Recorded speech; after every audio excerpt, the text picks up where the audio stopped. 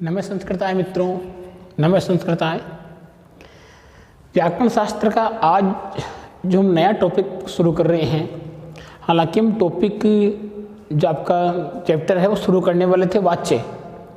हम वाच्य का टॉपिक लेते, लेकिन वाच्य के पहले हमें एक बार शब्द रूप और लकार ये दो चीज़ें लेनी होगी, क्योंकि जब तक अगर हमें शब्द रूप याद नहीं है, संज्ञा शब्द है, सर्वनाम शब्द है, ये शब्द रूप जब तक याद नहीं होंगे, हम लकार जब तक याद नहीं कर सकते, तब तक हम वाच्य को नहीं छेड़ सकते हैं।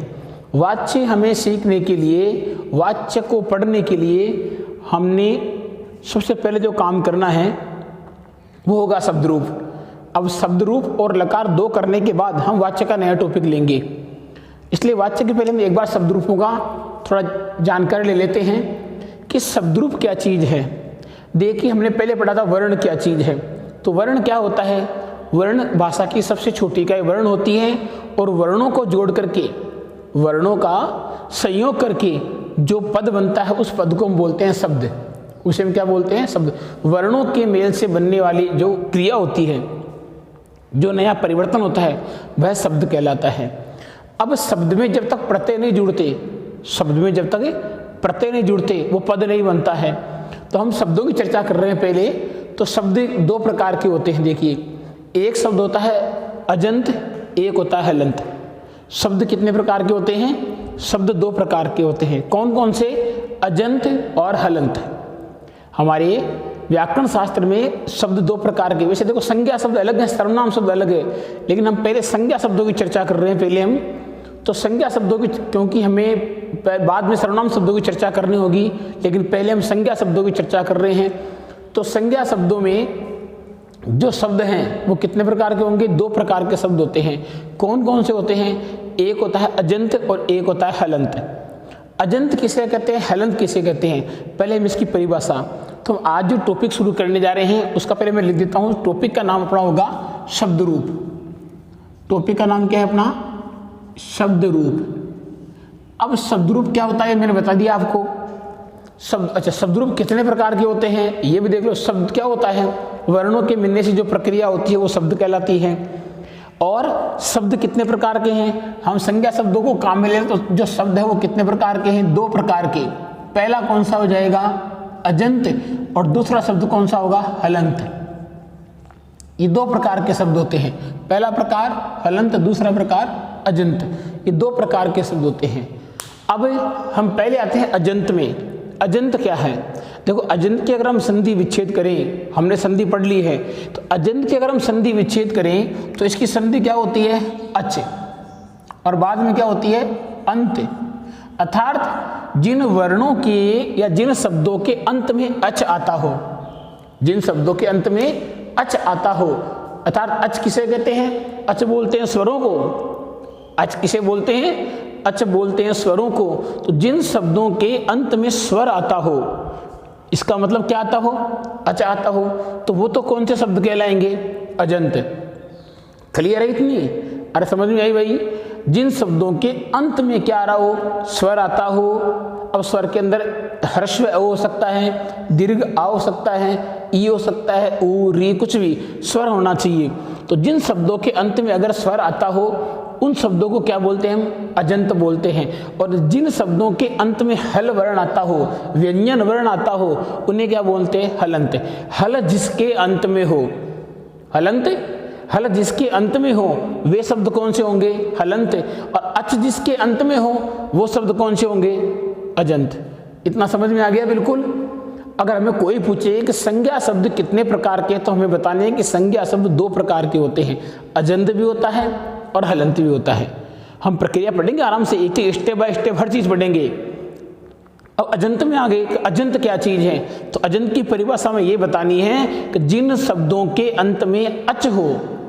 अब पूछ ले अच क्या होता है, तो अच का मानी होता है स्वर, अच मानी स्वर होता है। तो जिन पदों के अंत में, जिन शब्दों के अंत में स्वर आता हो उन्हें अजंत कहते हैं, और जिन पदों के या जिन शब्दों के अंत में क्या आता है, हल अथवा व्यंजन वर्ण आता है, उन्हें हलंत कहते हैं। क्लियर है। अब जानते हैं कि चलो ये तो हमने मान लिया कि जिन वर्णों के अंत में अच होता है वो अजंत होते हैं, और जिन शब्दों के अंत में अल हल होता है उन्हें हलंत कहते हैं। अब अजंत 3 प्रकार के होते हैं। अजंत के अंदर देखिए ध्यान से रखना, अब समझने की चीज है ये। अजंत के अंदर पुल्लिंग भी होता है, अजंत स्त्रीलिंग भी होता है, और अजंत नपुंसकलिंग भी होता है। लिंग कितने प्रकार के होते हैं ये हम पढ़ चुके हैं पहले। संस्कृत में लिंग 3 प्रकार के होते हैं। तो संस्कृत में 3 लिंग कौन कौन से हो गए। पहला हो गया पुल्लिंग, जिससे पुरुष जाति का बोध होता है। दूसरा हो गया स्त्रीलिंग, जिनसे स्त्री जाति का बोध होता है, और जिनसे पुरुष और स्त्री दोनों का बोध नहीं होता है वो होता है नपुंसकलिंग। क्लियर है ये। अब अजंत पुल्लिंग भी होता है, अर्थात ऐसे वर्ण जिनके अंत में क्या रहा हो, स्वर आता हो, वो पुल्लिंग भी होते हैं। ऐसे वर्ण जिनके अंत में स्वर आता हो वो स्त्रीलिंग भी होते हैं, और ऐसे वर्ण जिनके अंत में स्वर आता हो वो नपुंसकलिंग भी होते हैं। उदाहरण देकर समझा रहा हूं मैं, देखिए आप तो ध्यान रखना, पुल्लिंग जिनके अंत में स्वर आता हो वो पुल्लिंग भी होते हैं। तो देखिए ध्यान से, जैसे मैं लिख रहा हूं राम, मैंने क्या लिखा, राम लिखा। अब बताइए राम के अंत में क्या है, ए। फिर मैंने लिख दिया आपके राम के बाद लिख दिया मैंने हरि, हरि के बाद मैंने लिख दिया मान लीजिए गुरु, गुरु के बाद मैंने लिख दिया मान लीजिए पितृ शब्द लिख दिया, पितृ लिख दिया। तो ये शब्द देखो हरि है, गुरु है, पितृ है, राम है। तो राम के अंत में ए आ रहा है, और ए क्या है, अच है। ए क्या है, ए अच होता है।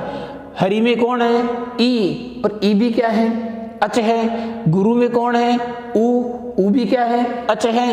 पितृ में अंत में क्या है, री, और री भी क्या है, अच है। तो ये सभी अच हैं, और ये सभी क्या है, पुल्लिंग। इन सब के अंत में क्या रहा है, अच।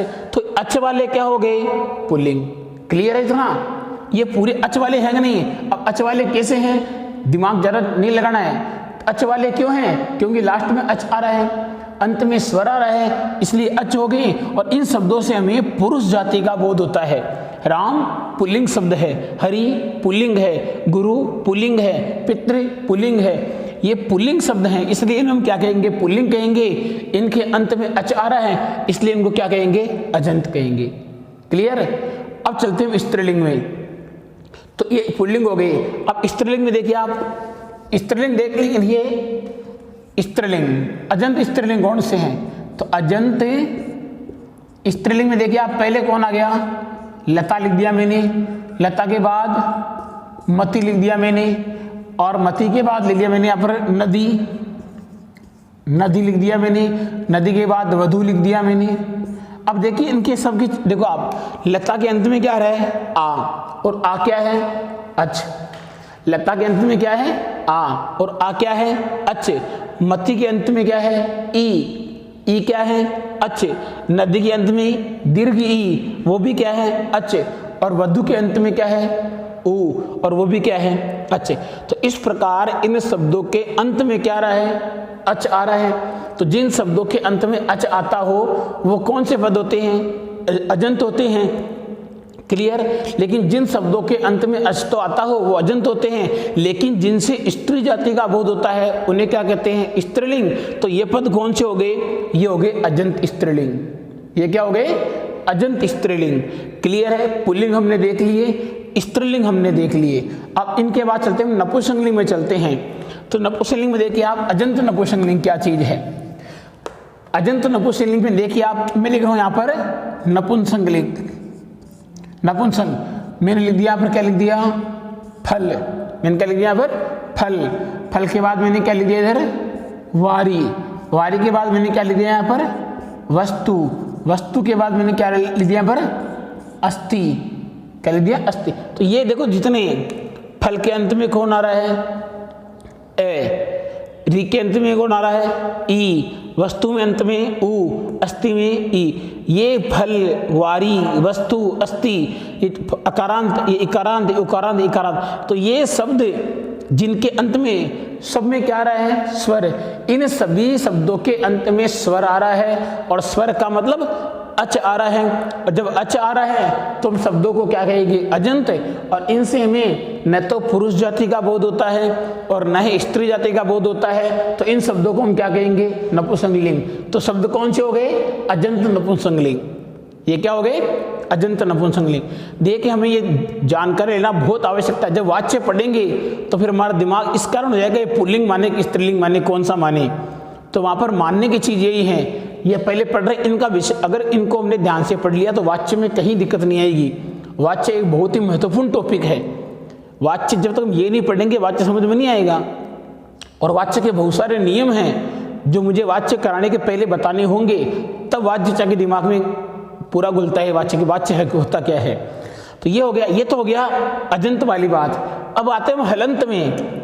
अब हम कहाँ हैं, हलंत में। तो हल वर्ण कौन से हो गए, जिनके अंत में हलंत आता है, अर्थात जो व्यंजन वर्ण होता है, अर्थात जो व्यंजन वर्ण होता है वो होता है हलंत शब्द।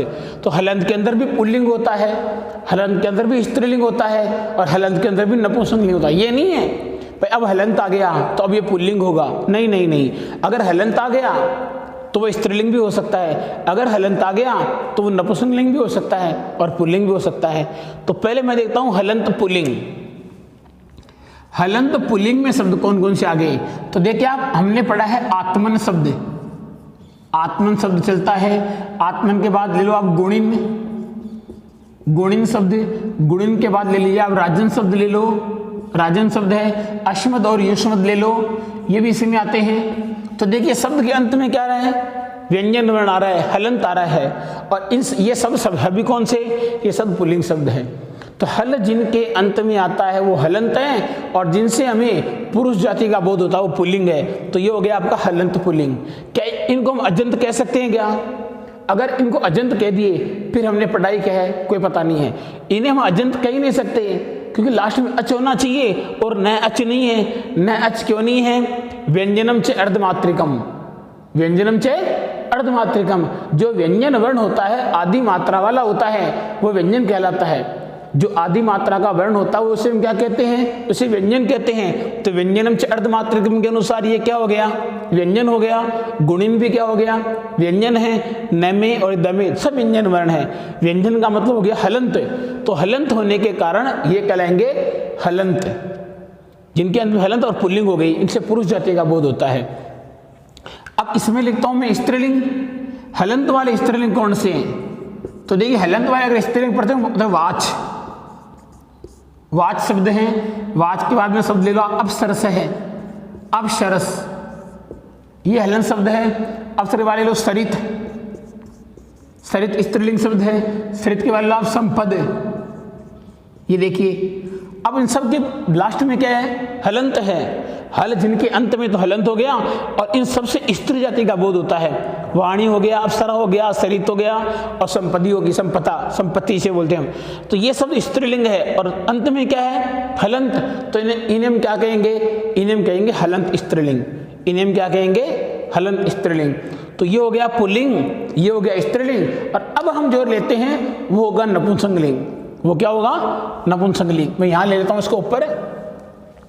तो हलंत नपुंसक लेने के लिए देखिए आप, यहाँ लिखता हूँ मैं नपुंसकलिंग, नपुंसकलिंग। हलंत नपुंसकलिंग में जो पद आ गया वो ले रहा हूँ मैं, देखो जगत, तहलंत है, नपुंसकलिंग है। यशस, यशस हलंत है, नपुंसकलिंग है। मनस हलंत है, नपुंसकलिंग है। पयस हलंत है, नपुंसकलिंग है। कर्मन, कर्मन कर्मणी वाला कर्मन, ये सभी शब्द क्या है, हलंत है कि नहीं है? अरे अजंत तो नहीं है, अजंत तो हो ही नहीं सकते क्योंकि लास्ट में इनकी अच्छी नहीं है, इनके लास्ट में हलंत है, आदि मात्रा वाला वर्ण है, तो वो तो व्यंजन होगा ही होगा। अब ये व्यंजन है, इसका मतलब ये हलंत शब्द हो गया। और इनसे न तो पुरुष जाति का बोध होता है और न ही स्त्री जाति का बोध होता है। इन शब्दों को कहेंगे हम हलंत। और हलंत कौन से, नपुंसकलिंग। हलंत कौन से, नपुंसकलिंग। इतना क्लियर है? अब ये बात आपके समझ में आ गई कि शब्द दो प्रकार के होते हैं। अभी हम संज्ञा शब्द पढ़ रहे हैं, हम सर्वनाम शब्द नहीं पढ़ रहे हैं। संज्ञा शब्द पढ़ने के बाद और जो वाच्य के अंदर मेन जो सर्वनाम संज्ञा शब्द आते हैं वो हम पढ़ेंगे। जो शब्द वाच्य में ज़्यादा नहीं आते हैं उनको हम अध्ययन नहीं करेंगे, हम अध्ययन उन्हीं शब्दों का करेंगे जो वाच्य में आते हैं। क्लियर है? तो देखिए अब ये हो गया शब्द रूप हो गया। अब हम चलते हैं शब्द रूपों में। अब देखो शब्द रूप हमने अजंत पढ़ लिया, हमने कौन सा पढ़ा है? अजंत शब्द पढ़ा है। इतना आपके क्लियर समझ में आ चुका कि शब्द रूप कितने प्रकार के होते हैं? दो प्रकार के, अजंत और हलंत। अजंत किन्हें कहते हैं? जिन शब्दों के अंत में अच आता हो उन्हें कहते हैं हम अजंत, और जिन शब्दों के अंत में हल आता हो उन्हें कहते हैं हलंत। और तीनों अजंत पुल्लिंग, स्त्रीलिंग, नपुंसकलिंग, इनका हमने अध्ययन कर लिया। तीनों हलंत पुल्लिंग, स्त्रीलिंग और नपुंसकलिंग, इनका भी हमने अध्ययन कर लिया। अब हम देखते हैं कि अजंत पुल्लिंग शब्द पहले हम पढ़ेंगे। पहले हम अजंत पुल्लिंग पढ़ेंगे। अजंत का मतलब ऐसे पुल्लिंग शब्द जिनके अंत में अच आता हो। ऐसे पुल्लिंग शब्द जिनके अंत में क्या आता हो? अच आता हो। अच का मतलब स्वर आता हो। क्लियर है? अब देखिए अजंत भी हम अगर पढ़ रहे हैं, जैसे मैंने लिखा, ये पहले ध्यान से देख लो आप, ये होता है अकारांत लिख दिया मैंने, ये मैंने क्या लिख दिया? आकारांत लिख दिया। ये मैंने क्या लिख दिया? इकारांत लिख दिया।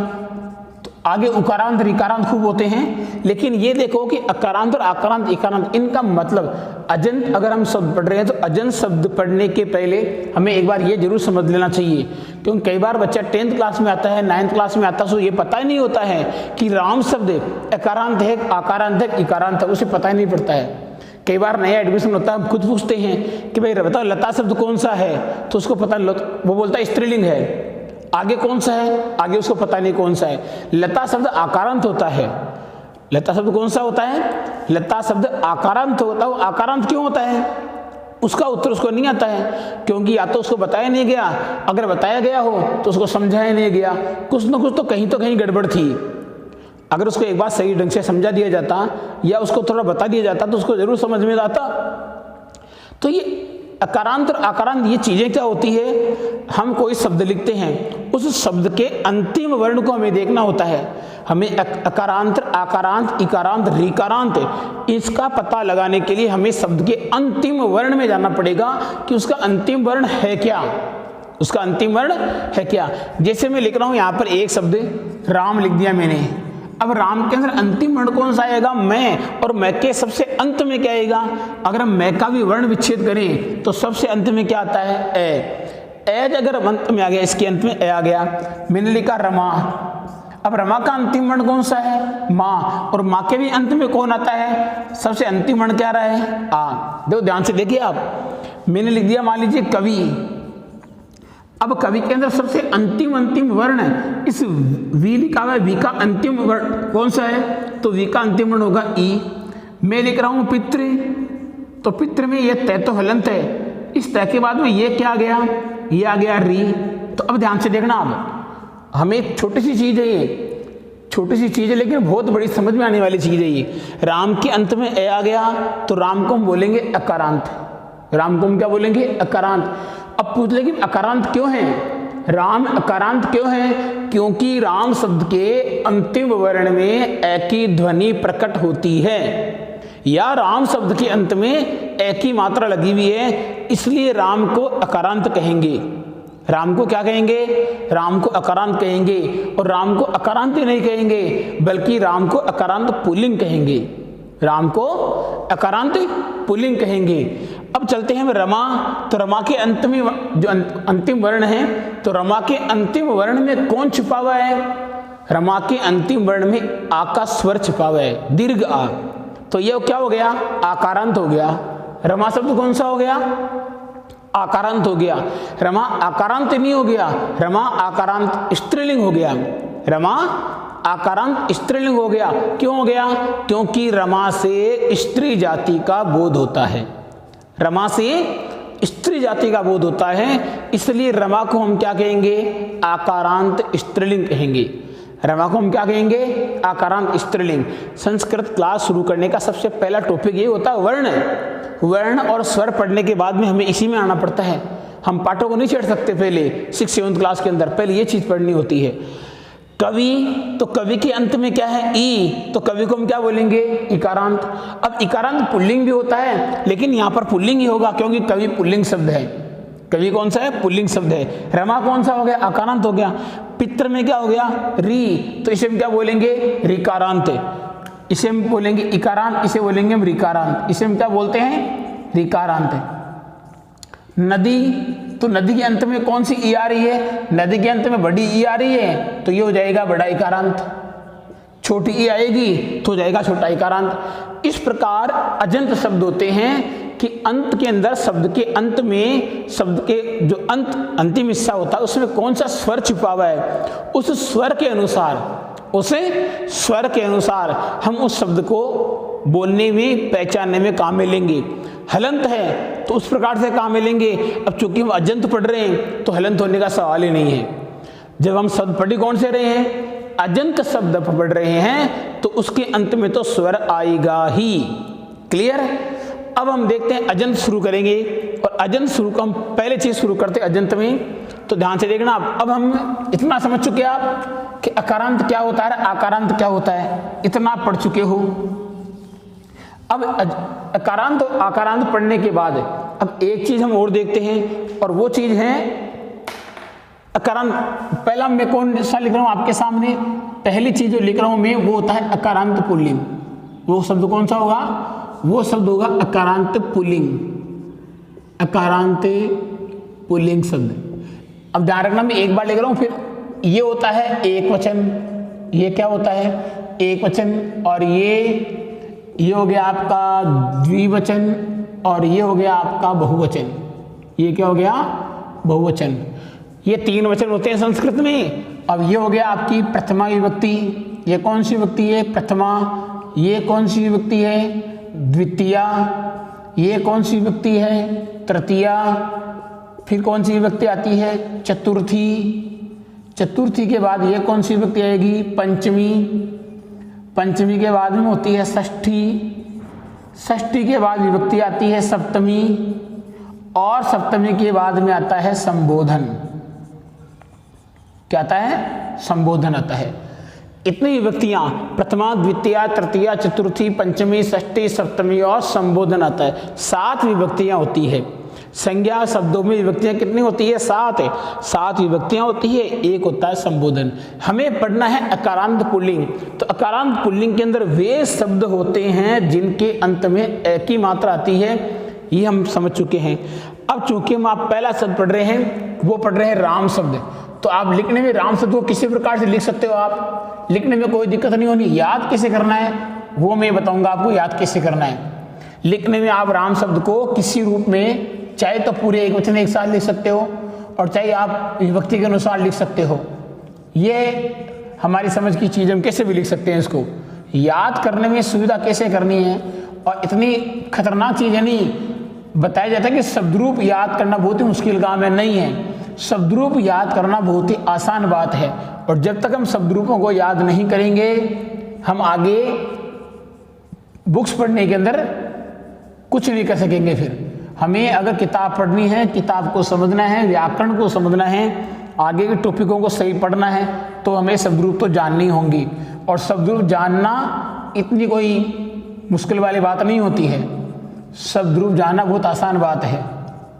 ये हम आगे विभक्ति नंबर षष्ठी, ये हो गया षष्ठी विभक्ति का एक वचन हो गया, ये षष्ठी विभक्ति का द्विवचन हो गया, और ये षष्ठी विभक्ति का बहुवचन हो गया। इतना हो चुका। अब हम पढ़ते हैं षष्ठी विभक्ति का, सप्तमी विभक्ति का एक वचन, सप्तमी का द्विवचन हो गया, और सप्तमी का बहुवचन हो गया। ये हो गया सप्तमी का बहुवचन। ये संबोधन, हे राम। अगर हम इसके संबोधन चिन्ह लगा रहे हैं तो हे लिखना अनिवार्य नहीं होता है। या तो हे लगा दो या फिर संबोधन, दोनों में से कुछ भी एक लगा सकते हैं, और दोनों लगाओ तो दोनों भी सही है। हे रामो, और हे आओ गए हे रामा है। ये हमने पढ़ा है राम शब्द, और ये अकारांत है। राम शब्द कौन सा है? राम शब्द अकारांत है। राम के अंत में एक ही मात्रा आती है, इसलिए हम राम शब्द को अकारांत कहेंगे। राम शब्द कौन सा कहेंगे हम? अकारांत। क्यों कहेंगे? क्योंकि इसके अंत में मात्रा किसकी आती है? एक ही आती है। अब राम शब्द के अनुसार हम शब्द कौन कौन से बना सकते हैं? गणेश, बालक, बालक के बाद ले लो आप कृष्ण, कृष्ण के बाद ले सकते हैं महेश, महेश के बाद ले सकते हैं छात्र, कक्ष। ये सभी जिनके अंत में मात्रा कौन सी है?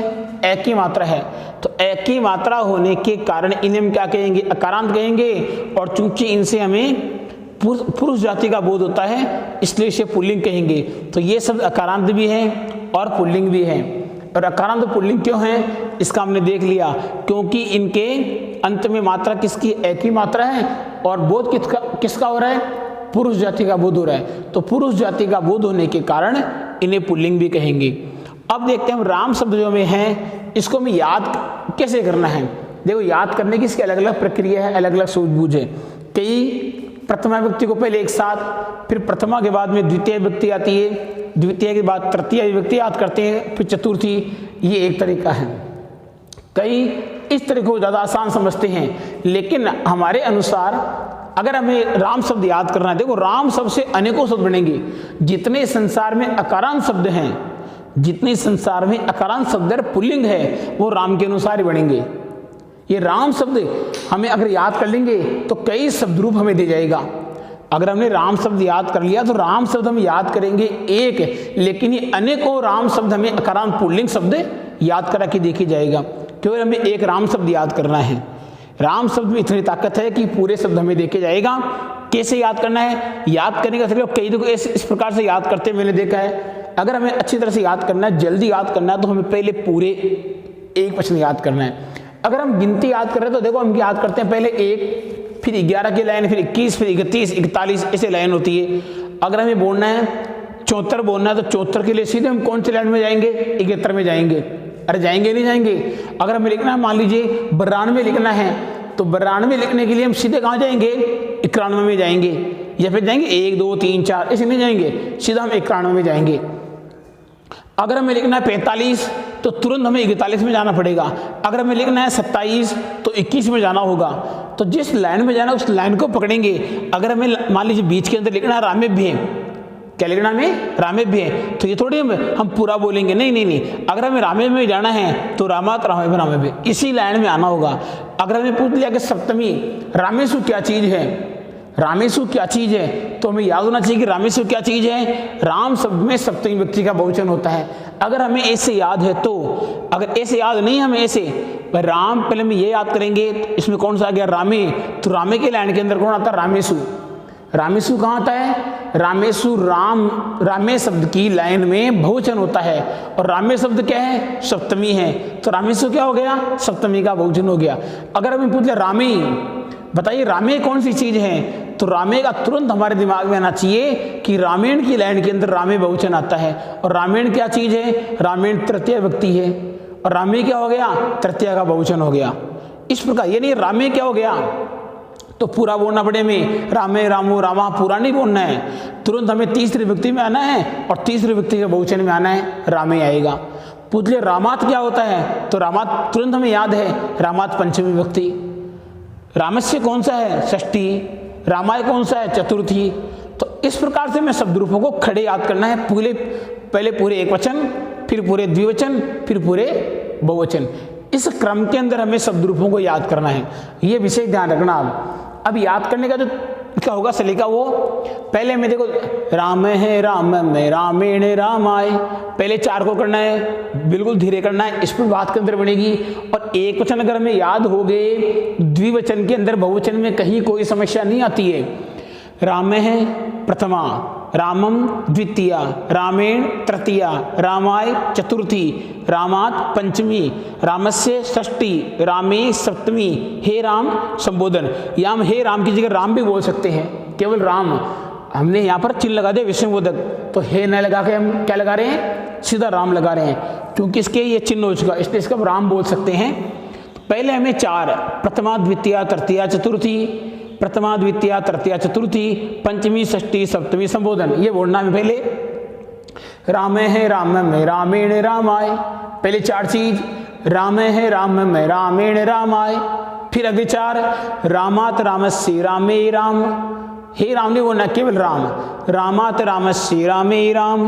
दोबारा देखिए, रामे है राम में रामेण रामाय, 4 हो चुकी, रामात रामस्य रामे राम। अगली 4, हमें बिल्कुल पहले 4 याद करना, जब तक 4 शुरू वाले याद नहीं हो अगली वाले 4 में जाना है। शुरू वाले 4 में रामे है राम में रामेण रामाय, चाहे 4 बोलो, 5 बार बोलो, 6 बार बोलो।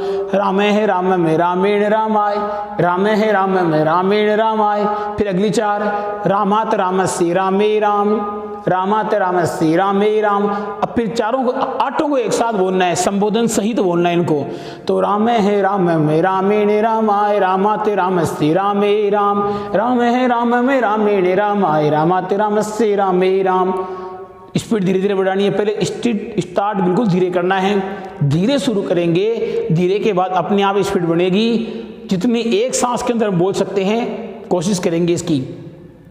रामे है राम में रामेण रामाय, रामात रामस्य रामे राम, राम है राम में रामेण रामाय, रामात रामस्य रामे राम, राम है राम में रामेण रामाय, रामात रामस्य रामे राम, राम है राम में रामेण रामाय, रामात रामस्य रामे राम, राम है राम में रामेण रामाय, रामात रामस्य रामे राम, राम है राम में रामेण रामाय, रामात रामस्य रामे राम। गणेश है गणेशम, गणेशन गणेशाय, गणेशात गणेशात, गणेश से गणेश। ये बोलेंगे। कृष्ण को ले लो, बालक को ले लो, बालक है बालकम, बालकेन बालकाय, बालकात बालक से बालके बालक। कृष्ण को ले लो, कृष्ण है कृष्णम, कृष्णेन कृष्णाय, कृष्णात कृष्ण से कृष्णे कृष्णे। कक्ष को ले लो, छात्र को ले लो। लेकिन राम शब्द में ऐसी विशेषता है कि ये राम शब्द जल्दी याद होगा, और जल्दी याद होगा तो ये राम शब्द हमें कई शब्दों को देके जाएगा। पहली बात तो राम शब्द याद करने, राम का नाम लेने से उद्धार हो जाएगा। राम का नाम लेने से हमारी जो नौका है, हमारी जो नैया है, वो बेड़ा पार हो जाएगी। राम शब्द याद करने से, राम शब्द में ताकत इतनी है। पहली बात तो हमें राम शब्द याद हो रहा है, और जब राम शब्द याद करेंगे तो राम का नाम भी बार बार आएगा। तो कितनी अच्छी बात है, दोनों काम एक साथ हो रहा है, पढ़ाई की पढ़ाई भी हो रही है और राम का नाम भी आ रहा है। राम है राम में रामेण रामाय, राम है राम में रामेण रामाय, रामात रामस्य रामे राम, रामात रामस्य रामे राम। अब कई इसको ऐसे याद करते हैं। रामे है रामो रामः प्रथमा, राम में रामो रामान द्वितीया, रामेण रामाभ्याम रामे तृतीया, रामाय रामाभ्याम रामेभ्य चतुर्थी, रामात रामाभ्याम रामेभ्य पंचमी, रामस्य रामयो रामाणाम षष्ठी, रामे रामयो रामेषु सप्तमी, रामे रामो रामः संबोधन। लेकिन याद करने का तरीका, अगर याद हमें करना है, दिमाग के अंदर बिठाना है, तो तरीका सबसे बढ़िया यही रहेगा। राम है राम में रामेण रामाय, रामात रामस्य रामे राम। फिर द्विवचन में आ जाओ। द्विवचन तो बहुत ही सरल है। प्रथमा द्वितीया संबोधन, प्रथमा द्वितीया संबोधन, चाहे कोई भी शब्द रूप याद कर लो वही रहेगा। जो प्रथमा होगा वो द्वितीय होगा, और जो द्वितीय होगा वो संबोधन का द्विवचन होगा। क्लियर है? रामो हो रामो, देख लो आप, रामो रामो। अब तीनों एक आएगी, रामाभ्याम रामाभ्याम रामाभ्याम, दोनों एक। रामयो है रामो, रामो रामो रामाभ्याम रामाभ्याम, रामाभ्याम रामयो है रामो। फिर रामा लो, रामा है रामान रामे रामेभ्ये, रामा है रामान रामे है रामेभ्ये, रामेभ्ये रामाणाम रामेषु रामा। ये रामा हो गया यहाँ पर। राम रामान रामे रामेभ्ये रामेभ्ये रामाणाम रामेषु रामा। यहाँ पर रामा की जगह हम अगर हिंदी लगाएंगे तो चिन्ह लगाया हुआ है, दोनों में से एक कोई सही है, कुछ लगा सकते हैं हम इसके, दोनों सही है। वैसे ये राम शब्द है। राम शब्द को बार बार हमें इस प्रकार ट्राई करनी है। प्रत्येक शब्द ऐसे होंगे। अब राम शब्द के बाद में अगला शब्द राम से देंगे, ये शब्द बनेंगे।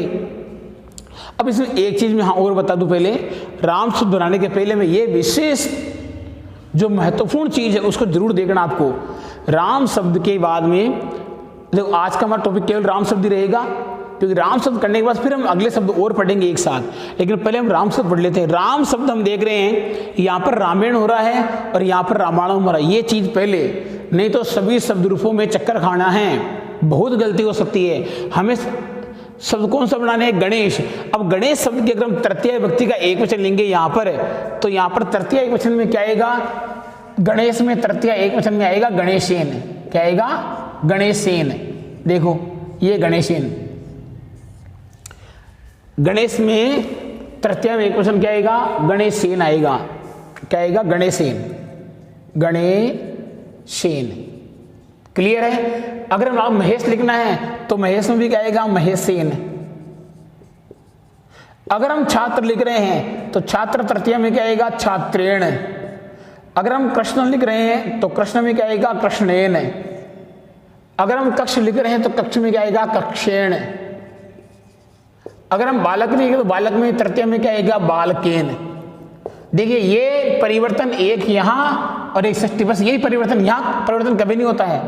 नपुंसकलिंग में यहाँ परिवर्तन होता है, लेकिन अब नपुंसकलिंग नहीं पढ़ रहे, पुल्लिंग पढ़ रहे हैं। तो ये चीज ध्यान से पहले ध्यान से सुन लो भाई, ये चीज क्यों होता है। संस्कृत में सूत्र है, उस सूत्र के अनुसार चीजें होती है। अगर किसी भी शब्द में अंत में या आदि में, अंत में या आदि में मतलब शुरू में या लास्ट में रे, कौन कौन शब्द आने चाहिए। अगर या तो शब्द आ रहा है रे या शब्द आ रहा है क्षय,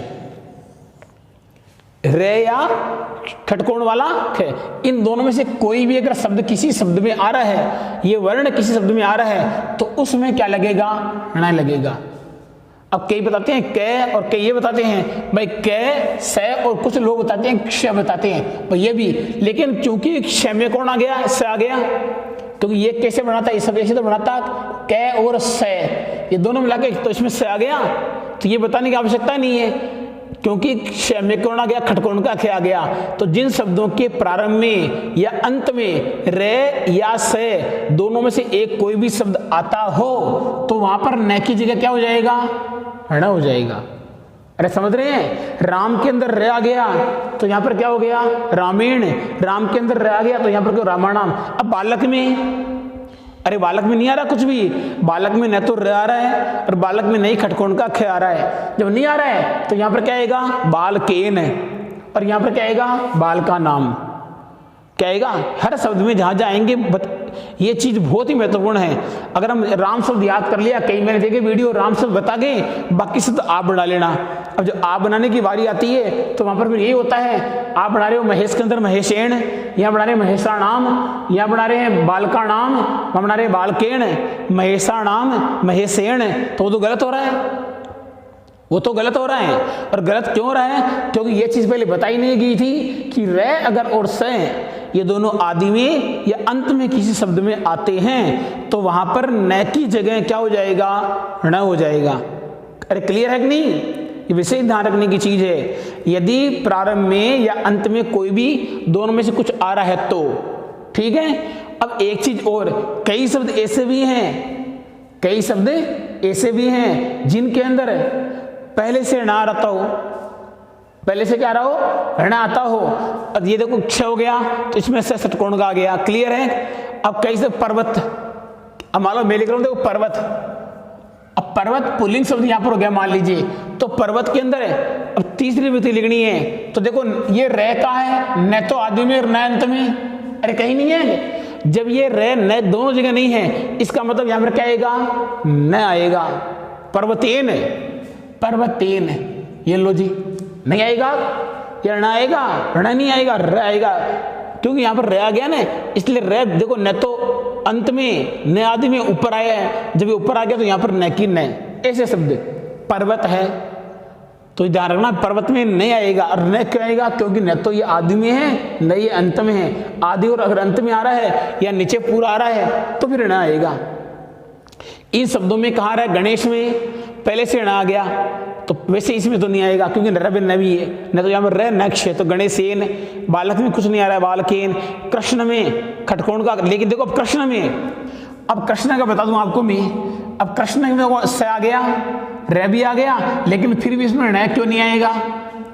नियम यहाँ क्या बताया हुआ था कि रे और से आने पर देखो से आ गया, रे दोनों, रे भी आ गया, से आ गया, लेकिन चूंकि इसमें से पहले से क्या है, अरे पहले से क्या है, पहले से ण है। अगर पहले से ण हो तो फिर नहीं आएगा, जब पहले से ण आया हुआ है फिर नहीं आएगा। तो इस कृष्ण की तीसरी विभक्ति क्या हो जाएगी, कृष्ण की तृतीय विभक्ति हो जाएगी कृष्णेन। क्लियर है। छात्र में रे आ गया, छात्र में क्या आ गया, रे, तो यहां पर छात्र की तृतीया क्या होगी, छात्रेण। क्या हो जाएगी, छात्रेण। तो विद्यार्थियों आप जितने हो सके ये शब्द रूप हैं, कम से कम 10 शब्द आपको बनाने हैं। मैं 10 शब्द लिखता हूँ कौन कौन से बनाने हैं राम की तरह। अगला जो वीडियो आएगा अपना कल का, उसके अंदर हम आगे के लगभग बहुत सारे शब्द पढ़ेंगे, क्योंकि शब्दों में थोड़ा जल्दी पढ़ना पड़ेगा, क्योंकि अभी हम संज्ञा शब्द बहुत सारे पढ़ने हैं, पुल्लिंग पढ़ने हैं, फिर बहुत सारे स्त्रीलिंग पढ़ने हैं, फिर सर्वनाम शब्द पढ़ने हैं, फिर लकार पढ़ने हैं। इतना टॉपिक करने के बाद फिर हमारे वाच्य शुरू होंगे, तो वाच्य में कहीं लेट ना हो जाएं, इसलिए हमें इन टॉपिकों को जल्दी पढ़ाना पड़ेगा थोड़ा। तो शब्द रूप जो मैं इनके अनुसार आपको बनाने हैं वो लिख रहा हूँ मैं। छात्र, ध्यान रखना इसमें न लगेगा क्योंकि रह आ गया। कक्ष, इसमें न लगेगा क्योंकि खटकोण का खे आ गया। बालक, इसमें न का नहीं आएगा।